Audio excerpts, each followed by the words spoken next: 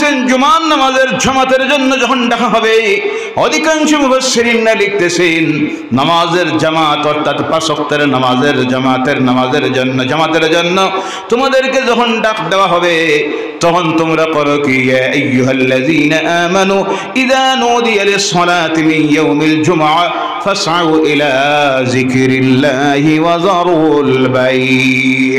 সঙ্গে সঙ্গে তোমরা আল্লাহর স্মরণে রওনা করে দেও আর তোমাদের ব্যবসা বাণিজ্য সব বন্ধ করে দেও। বলো সুবহানাল্লাহ। এখানে শুধু ব্যবসা বলা হয়েছে, অনেকে ভাবতে পারেন ব্যবসায়ীদেরকে বলা হয়েছে, চাকরিজীবী বলা হয় না, শ্রমজীবী বলা হয় নাই। আল্লাহ যদি এখানে শ্রমজীবী, ব্যবসায়ী এই সব যদি কোয়ালিটি বলতে থাকতেন তাহলে তো কোরআন শরীফ এখন 30 পারা রইতো না, এটা হয়ে যাইতো 10,000 পারা। কয় হাজার? এর জন্য সংক্ষিপ্তে এক একটা কথা দিয়ে সব এখানে বুঝাইয়া দেওয়া হয়ে গেছে। যখন তোমাদের কানের মধ্যে আওয়াজ এসে পৌঁছবে, ডাক দেওয়া হবে তোমাদেরকে নামাজের জামাতের জন্য, তোমরা দুনিয়ার সব কাজ বর্জন করে দাও, তখন তোমরা একজনের গোলাম যার নাম আল্লাহ, আল্লাহর পক্ষ থেকে ডাক এসে গেছে, সঙ্গে সঙ্গে তোমরা তোমাদের রবের সামনে গিয়ে দাঁড়াইয়া যাও। এই যখন সময় হয়ে গেল, তারা সঙ্গে সঙ্গে সব বন্ধ করে দিয়া স্টেডিয়ামে নামাজের মধ্যে দাঁড়াইয়া গেল। দাঁড়াইতে গিয়া যে চিত্র পরিলক্ষিত হলো, দুনিয়ার পথহারা মানুষগুলিকে তারা দেখাইয়া দিল, ইসলামের দুশ্মনদেরকে, ইসলামের সমালোচনা যারা করে তাদেরকে দেখাইয়া দিল ইসলামের শিক্ষা কি। দেখো, পৃথিবীর সবচেয়ে ধনী দেশ কাতার, সেই কাতারের শেখ যে, যার সম্পর্কে আপনারা জানেন, যার এক একটা ল্যাট্রিনে বাথরুমে কয়েক হাজার বিলিয়ন টাকার সোনা ব্যবহার করা হয়েছে, এই হলো শেখ। সেই শেখও দাঁড়াইয়া গেছে স্টেডিয়ামে মাটির উপরে, তার সঙ্গে তার মন্ত্রী পরিষদের যারা, তার ড্রাইভার, তার কর্মচারী, পুলিশ বাহিনীর যারা, লেবার যারা, রাস্তা ঝাড়ু দেওয়ার, স্টেডিয়াম ঝাড়ু দেওয়ার, এমন একটা মানুষ বাকি নাই, সব দাঁড়াইয়া গেছে। কি সফের মধ্যে সাদা কালোর কোনো ব্যবধান নাই, ধনী গরিবের কোনো ব্যবধান নাই, যেমনি তারা দাঁড়াইয়া গেছে সব অবাক হয়ে গেছে, কোনো সিকিউরিটিও কারো নাই। সুবহানাল্লাহ নাই? তারা দেখতেছে এই কি চিত্র। এরপরে যখন দেখল এই ইমামের পিছনে দাঁড়িয়ে সব লুটিয়ে পড়ে গেছে জমিনে। সুবহানাল্লাহ নাই? সব লুটিয়ে পড়ে গেছে তাদের রব, তাদের স্রষ্টা আল্লাহ রাব্বুল আলামিনের কুদরতের কদমে।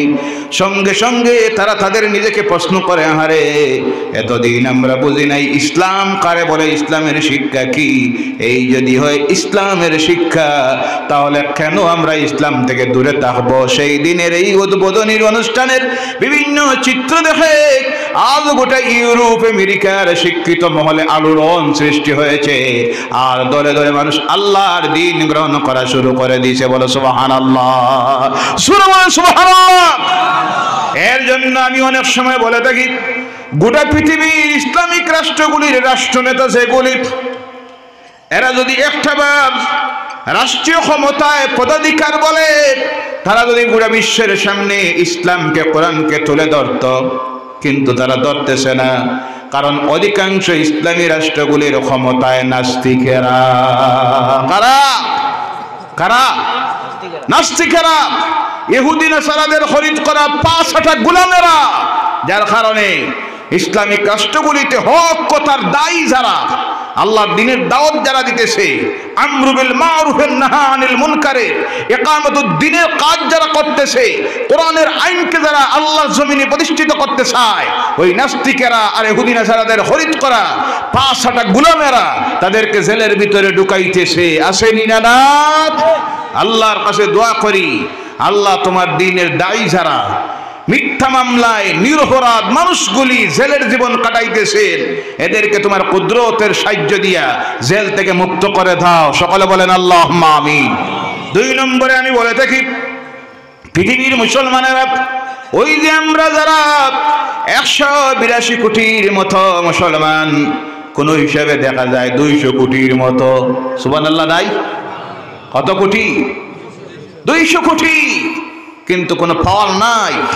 আল্লাহ রাসূল বলছেন, আমার ভয় হচ্ছে একটা সময় আসবে, যেই সময় পৃথিবীর সমস্ত ইসলাম বিরোধী শক্তি এক হয়ে যাবে, এই মুসলমানদেরকে জমিন থেকে শেষ করে দেওয়ার জন্য, ইসলামকে শেষ করে দেওয়ার জন্য।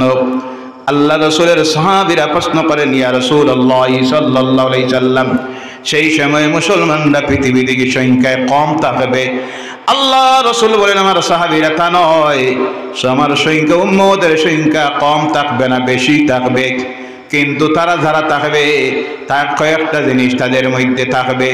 এক নম্বরে তাদের মধ্যে হবে দুনিয়ার লোভ লালসায় তারা পরে পরকাল ভুলে যাবে, মৃত্যুর ভয় তাদের ভিতরে থেকে চলে যাবে, আখিরাতের ভয় তাদের অন্তর থেকে চলে যাবে।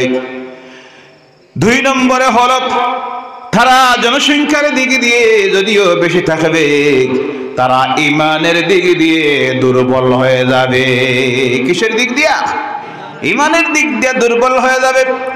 ধনসম্পদের দিক দিয়ে তাদের অভাব হবে না।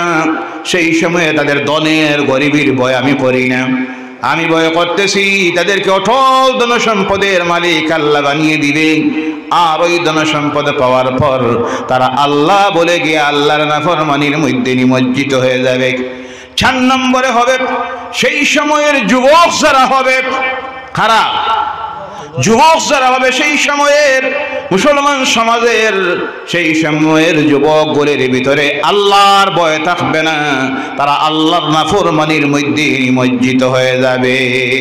সেই সময় গোটা পৃথিবীর মুসলমান সংখ্যা যদিও বেশি হবে, কিন্তু বৃষ্টির পানি যখন প্রথম বর্ষণ হয়, বৈশাখ জ্যৈষ্ঠ মাসে প্রবল বর্ষণ হয়, আর পানি যখন নদী দিয়ে ফ্লাড আরম্ভ হয়, ওই নদীর যত আবর্জনা যা কিছু থাকে পানি বেসাইয়া বেসাইয়া নিয়ে যায়।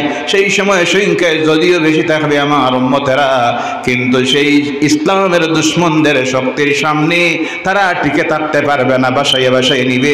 কারণ তাদের মধ্যে তখন ইমানি শক্তি, ইমানি চেতনা থাকবে। সময় আইসে নি না বাকি রইছে, বাকি রইছে 200 কোটির মতো পাওয়ারলেস, কোনো ক্ষমতা নাই, কোনো পাওয়ার নাই। ও আমার যুবক ভাইরা, আজকের যে স্পেন এক সময় মুসলমানদের হাতে ছিল, সুবহানাল্লাহ বলেন, কিন্তু মুসলমানদের হাত থেকে গেল কিভাবে? ও যুবকেরা, কান খুলে একটাবার শোনো। এই ফ্রান্সের যে বাদশা ছিল সেই সময়ের মুসলমান, আর প্রতিবেশী যে রাষ্ট্র খ্রিস্টান রাষ্ট্র ছিল, কয়েকবার তারা স্পেনের উপর আক্রমণ করার চেষ্টা করলো। প্রথমবার যখন সেই গোয়েন্দা সংস্থার মানুষ পাঠাইল, গিয়ে দেখো তো স্পেনের মুসলমানের অবস্থা কি। এরা আইলো তার দেশের খ্রিস্টান দেশের গোয়েন্দা সংস্থার মানুষ আইয়া রিপোর্ট নিয়ে দিল খ্রিস্টান বাদশার কাছে, যে বাদশা জাহাপনা, যাওয়ার পর দেখলাম তাদের মসজিদগুলিতে যখন আজান দেওয়া হয়, কি দেওয়া হয়? আজান যখন দেওয়া হয়, একটাও মানুষ, বিশেষ করে একটাও যুবক রাস্তাঘাটে হাট বাজারে বাড়ি ঘরে বসে থাকে না, সব চলে যায় মসজিদে। সুবহানাল্লাহ। কোন জায়গায় চলে যায়? মসজিদে। তাদের সারা দেশ ঘুরে দেখলাম একটা মদের দোকান নাই। সুবহানাল্লাহ, নাই। সুবহানাল্লাহ, সুবহানাল্লাহ। ইসলামী রাষ্ট্রে মদের পারমিশন নাই। সুবহানাল্লাহ বলেন, সুবহানাল্লাহ। যার কারণে দেখছেন তারা বিশ্বজুড়ে নাফরমানেরা প্রতিবাদের ঝড় তুলছে। বাক স্বাধীনতা হরণ করা হয়ে গেছে বিশ্বকাপ ফুটে বলে, মদের অনুমতি দেওয়া হইল না। মানে মদ খাইতো আর উলঙ্গ হইয়া নাচতো, দেখাইয়া দিছে যে এখানে ইসলাম, এখানে এই সব তোমাদের শয়তানি চলবে না। বলে সুবহানাল্লাহ।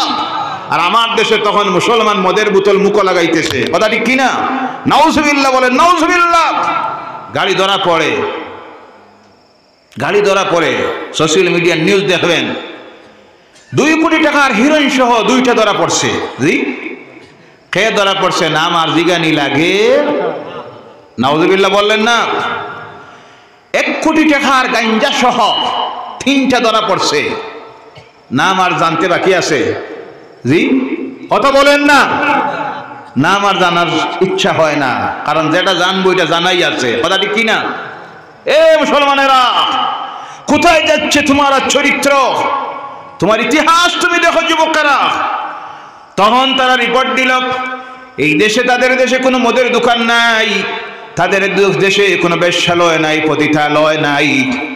তখন খ্রিস্টান বাদশা বুঝলো এদের উপর আক্রমণ করে লাভ হবে। আরো কয়েকটা বছর গেল, যাওয়ার পরে আবার তার গোয়েন্দা সংস্থার মানুষ পাঠাইয়ানির পরে এরা গিয়ে রিপোর্ট দিল, বাদশাহ এদের যুবক যারা দেখা যায় তারা রাস্তার মধ্যে তীর চালনা করে, তীর নিয়ে প্র্যাকটিস করে। জিগাইলাম কি জন্য? তারা বলে ইসলামের দুশমনরা যদি কোনো সময় এই দেশ আক্রমণ করে তাহলে দেশের রক্ষার্থে, ইসলামের রক্ষার্থে আমাদের প্রাণ দেওয়ার জন্য। সুবহানাল্লাহ নাই?